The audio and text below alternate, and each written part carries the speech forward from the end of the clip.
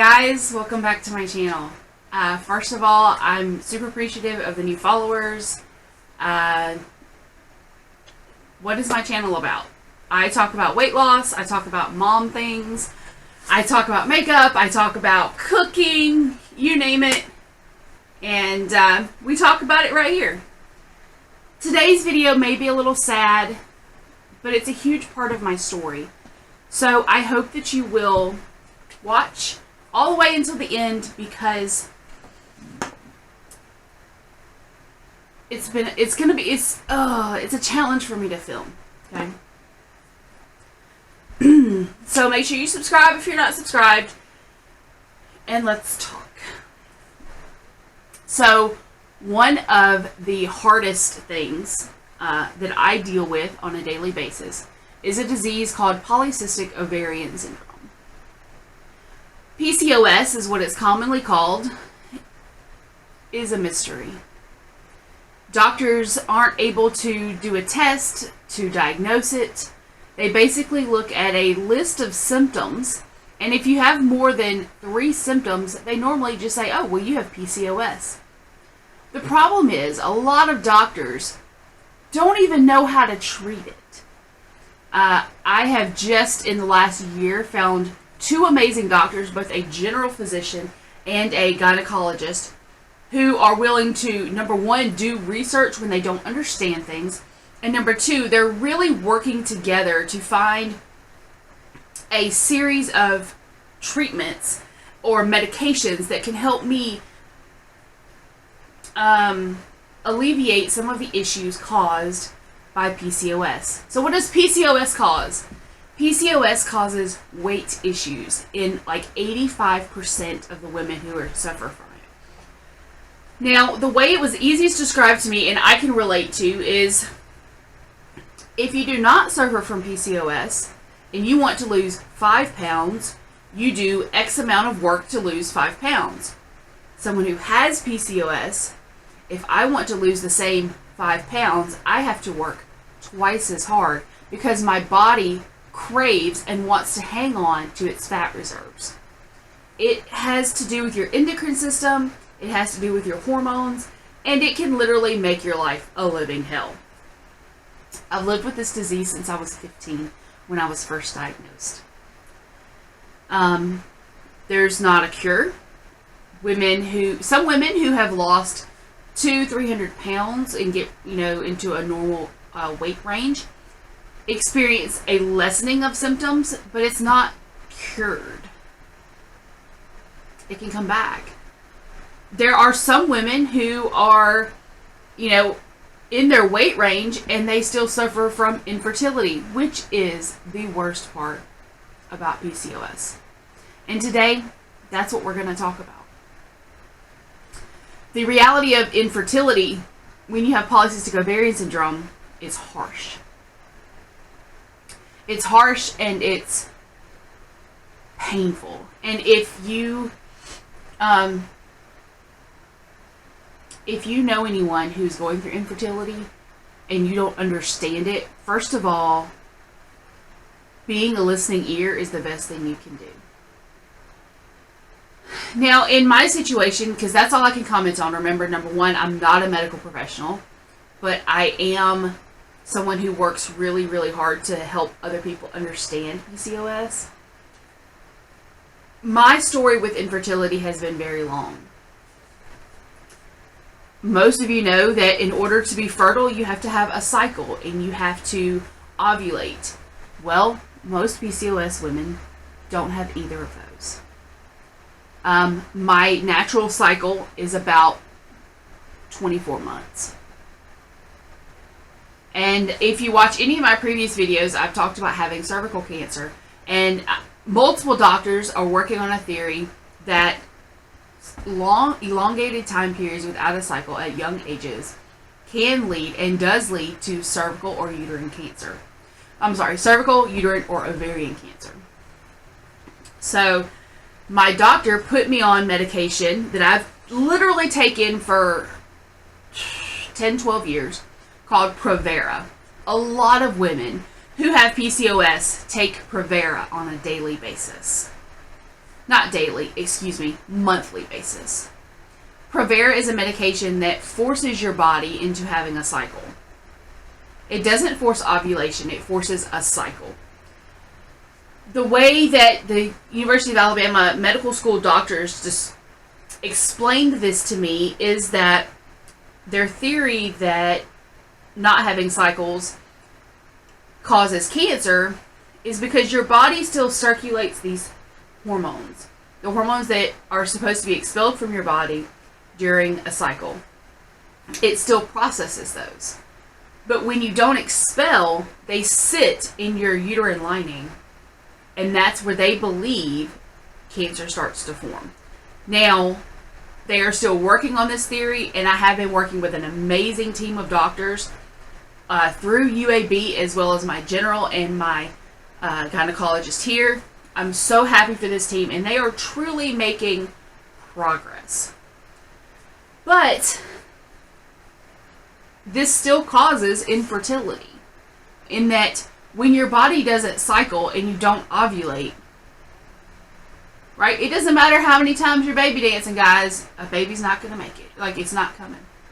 On the flip side, 78% of women who have PCOS experience at least one miscarriage. Many of them experience multiple. I have experienced a miscarriage about 10 years ago. It was very early, very, very early. But I know women who have 7 or 8 miscarriages, and then they have one rainbow baby. I was very blessed and fortunate to get my 2 kids. They're not my natural children, but I will fight you to the death that those are my kids and those are my babies. So, last week, I want to explain, I didn't post a lot last week or this week, and I wanted to kind of give you a reason. And it's going to go back to this infertility issue. Now, before I leave that topic completely, women with PCOS have an easier time getting pregnant, and this is statistically proven, after the age of 35. They believe that PCOS is caused by an overproduction of androgens in the mother when she's pregnant. Now, there is a medication called spirolactolone that I take that is an androgen blocker. They believe that when you go through this process, you need to, like, with the androgen blocker, that helps, number one, and then I take sugar medication called Metformin, which is also a very, very common medication with PCOS to help balance the endocrine system. But you cannot get pregnant on this medication. Spirolactolone causes birth defects. Remember this. Alright, the other way that women with PCOS get pregnant often is by losing weight. I know a number of women who have very quickly, rather through keto or weight loss surgery, have dropped 50, 60, 70 pounds, and boom, here's baby. So that's number 2. Number 1, of course, you always have fertility. Like Clomid is a common medication. IVF treatment is a common, like in any infertility treatment. And then you have weight loss. And then you have over the age of 35. Okay, those are really the 3 ways that women can get pregnant with polycystic ovarian syndrome. Now let's go to my story. So I've been married almost 10 years. And my husband and I are Christians. We believe that if the good Lord wants us to have a baby, it's going to happen. And my husband is a firm believer in not doing medication that is not necessary. And I understand his theory.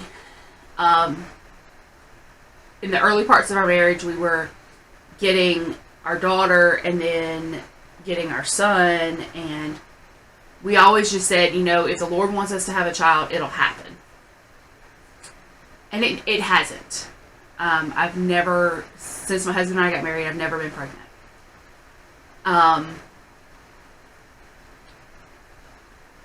But I've kind of created what I thought this week was a perfect storm.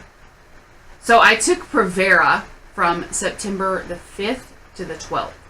I normally take 5 to 7 days, which would have meant my cycle would have come on, by the 18th. Normally 10 days and we have a visitor. Well, that hasn't happened. Then you couple that with the fact that I just lost almost 50 pounds. And when things started to click in my mind, I was like, okay, my period is late. I have to stop this medication. So I stopped my spiralactolone.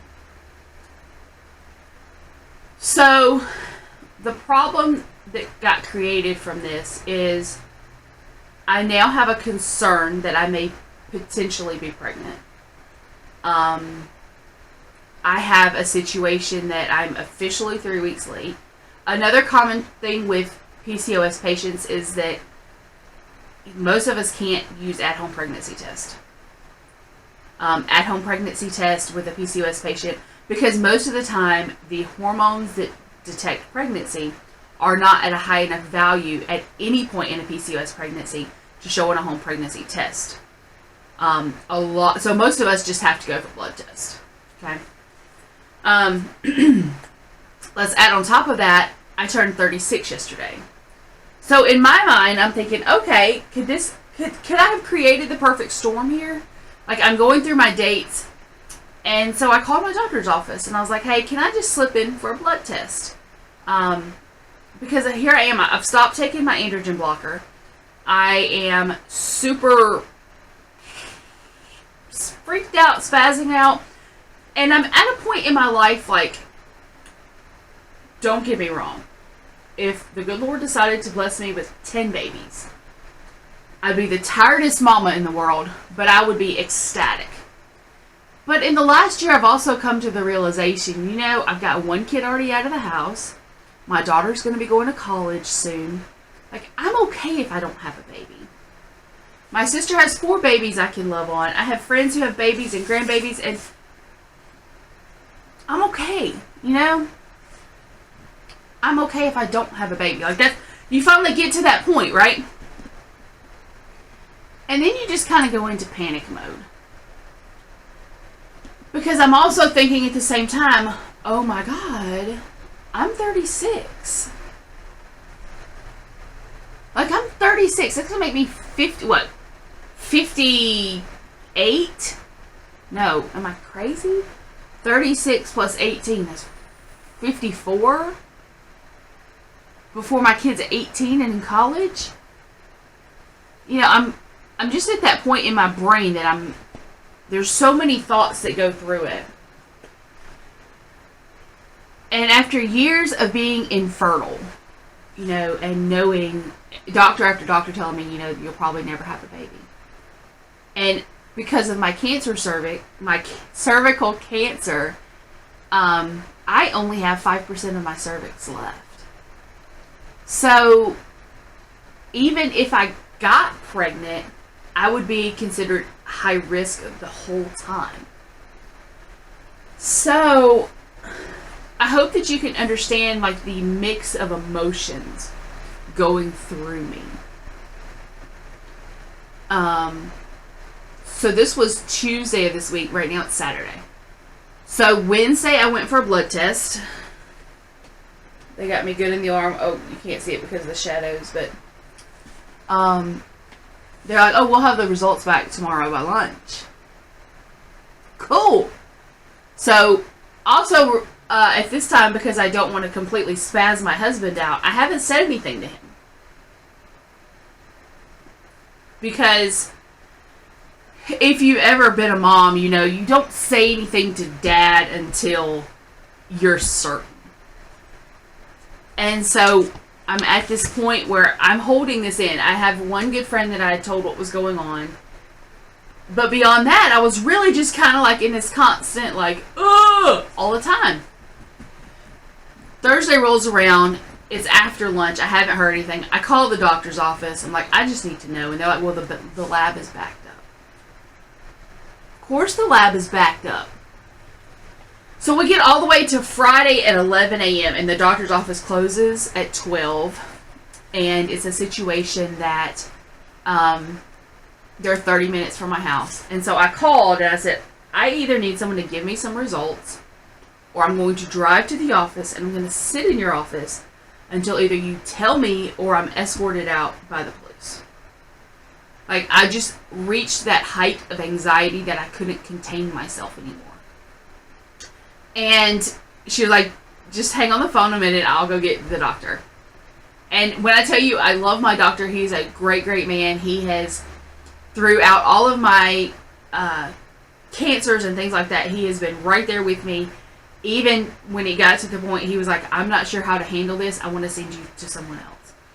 I have the utmost respect for my doctor. And he gets on the phone. He's like, well, I can tell you that your results are inconclusive. I'm sorry, what? And he's like, they're not exactly inconclusive. Let me explain. He's like, they're coming back the first time as positive. However, upon further testing, and the reason it took so long, what you have is considered a chemical pregnancy. Basically, my body thinks that I'm pregnant, but I'm not. And he said this is fairly common with PCOS patients. I've personally never experienced it before. He's going to see me this week, and I will probably have a DNC toward the end of next week. So if I'm not here at the end of next week, you'll know why. But I wanted to tell this story because I think that a lot of PCOS patients will relate to where I'm at right now. And I'm in this position, like, I'm fine either way, right? But these doubts consistently creep in your mind of like, well, why couldn't I be pregnant? Why couldn't I have a baby? You know, why is my body so against me? Why am I struggling just to have a period? Why am I struggling to deal with the things that natural women have all of the time? A woman's body was made to have babies. But why is mine not? And this is something that I think a lot of us struggle with, and a lot of us don't know how to deal with. Because there's not a lot in mainstream media about PCOS. There's not a lot of people who even know what PCOS is. I have people that I know very well, and they start telling me their symptoms, and I'm like, you need to be checked for PCOS. You need to go talk to the doctor. And then they come back and they're like, how did you know? I'm like, because you learned the symptoms. And then it starts with, well, why? Why is this happening? I don't know. And maybe this is more of a rant video. I just wanted to tell this story because I feel like a lot of other women go through it. So if I seem down or I seem like I'm struggling in some of my videos, it's not that there's anything wrong beyond I'm just frustrated. And I'm not frustrated for anything other than I'm just struggling. I'm at a point where, let's go to what this brings on. So you're struggling with, why can't I have a baby? And what does that lead to when you already have an eating disorder? Binging. The last 5-6 days have been horrible for me.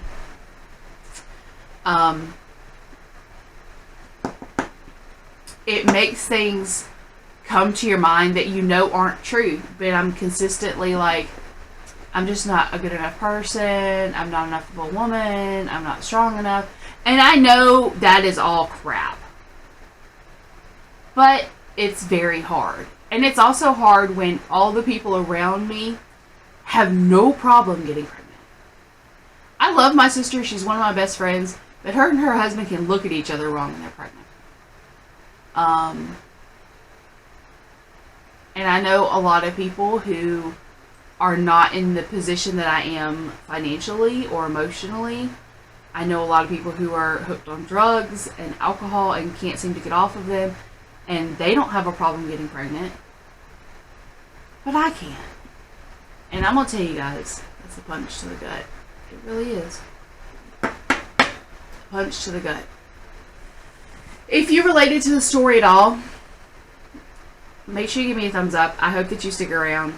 If you liked more of this just life story kind of video today, let me know. I do have some more fun, more interesting stuff coming out last week, but I want this channel to be a place of realism of what I'm really going through, what I'm really dealing with. And this is where I'm at right now. So, until next time, guys. I love you all. Remember 3 things. Number 1, you are worth the time that it takes to lose weight. Number 2, your life is worth the effort that it takes. And number 3, you are loved. Bye, guys.